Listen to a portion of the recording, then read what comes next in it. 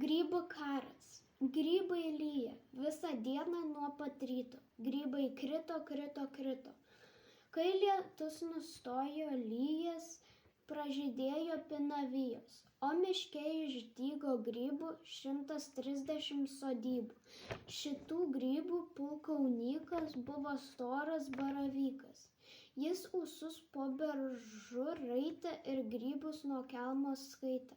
O kad skaičiaus nepamirštų, tai skaičiuodavo ant pirštų. Jo žmona riebi paliepė savo vyrui kartą liepė: nors tave ir žmonės giria, bet esi netikęs vyre. Viso miško grybų giedai, kaip tu savo žmoną rėdai. Štai šį rytą 2 ruduokės iš manęs po krūmu juokės. Pažiūrėkit, koks sijonas, nei jis baltas, nei raudonas, skrybėlaitė nemadinga, ach, kokia aš nelaiminga. Koks tu grybų pulkaunykas, jei per dieną riogsai į dykas. Eik sau greičiau į karą ir parnešk man šilko skarą. Baravykas, kad supyko, o supykęs, kad suriko. Trenkė kumštimi į pušį, grybai eisime į mūšį. Ką sutiksim, tą užpulsim, ką pagausim, tą prikulsim. Sušnarėjo aukštos pušys. Tai bus mūšis. Lepšis tarė, ką jis daro. Aš visai nenoriu karo, man ir taip supuvo kotas, o be to esu pilvotas.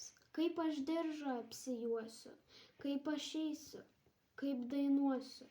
O paliegėlis bobausis šitaip tarė prisiklausęs.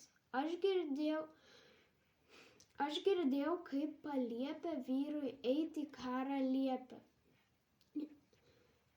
Eik, jis sako, mano vyre, ir užimki visą girią. Būsiu girios karalienė aš. Ponia Baravykienė, baravykas ir paklausė: ką tu čia plepi, bobausi, kad užriks ant jo kazlėkas? Koks tu vyras, pašlemėkas, nors mane žmona ir bara, aš vis tiek einu į karą. Ir gerai darai, kazlėke, iš toli kelmutis rėkia. Išsirovęs storą pušį, aš taip pat einu į mūšį, o žmona kelmutis spiria, niekur neisi tu pipira. Jau geriau rytoj iš ryto paieškotum kelmo kito. Mūsų didelę šeimyną šitas vos beišmaitina. Neklausyk, bičiulio mano, ką tos bobos beišmano.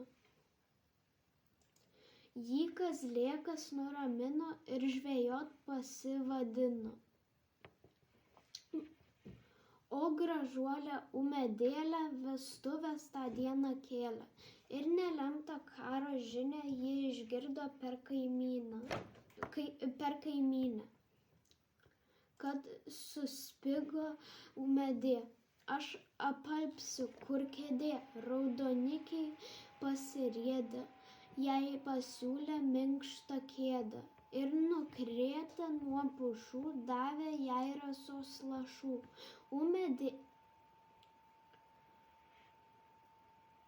Ūmėdėlė atsigavo, grybų vyno paragavo, bet vos spėjus atsimerkti, ji tuojau pradėjo verkti. O tuo tarpu karo žinia vėjas paskleidė pušyne ir išgirdo karo gandą. Žvėrys baisiai išsigando, vilkas šitaip tarė lūšiai. Sako, grybai ruošias mūšiui, ar girdėjai lokio guolį? Jau kažkas nakčia užpuolė. Negirdėjau gando tokio, tai paklask brolelio lokio. Vos ištrūkęs sako gyvas, tai man dyvas, einam tartis pas grybus. varge, varge, kas čia bus. Ir abu ieškoti išvyko pulkauninko baravyko. To narsuolio grybų vado po aukšta pušim jį rado.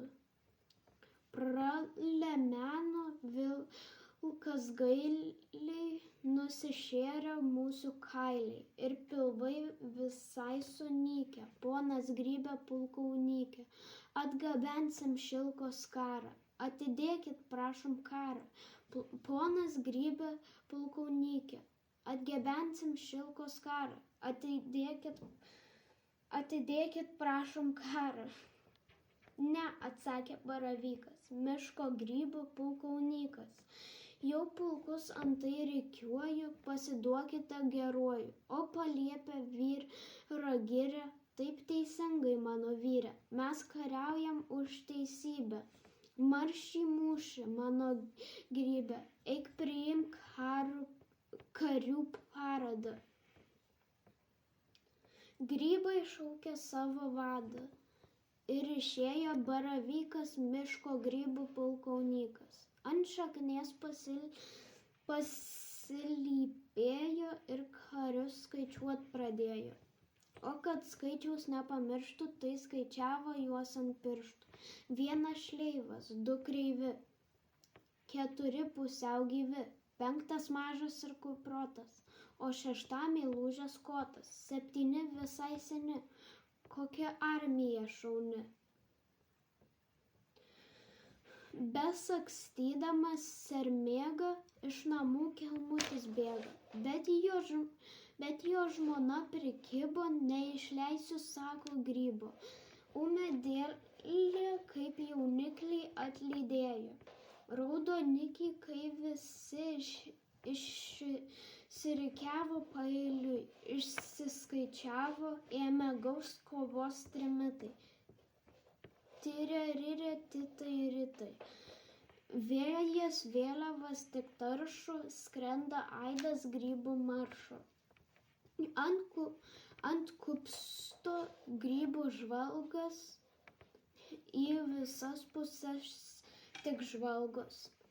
Jis ūmai, kad šoko bėgt, o pribėgęs ėmė rėkt. Grybai, slėpkitas greičiau, aš grybautojus mačiau. Kas duobelėj jie prasikapstė, kas po lapais išsislapstė, kas po krūmais susiraitė, lepšį priglaudė eglaitę, o paliepė, kad įtūžo ir perpus iš baimės lūžo. Į aikštelę tuo laiku atlėkė būrys vaikų. Jie paliepę apžiūrėjo ir į šalį pametėjo. Ir pasakė mokiniai, sukirmijusi seniai, palingavo galvas pušys, štai kai baigės grybų mūšis.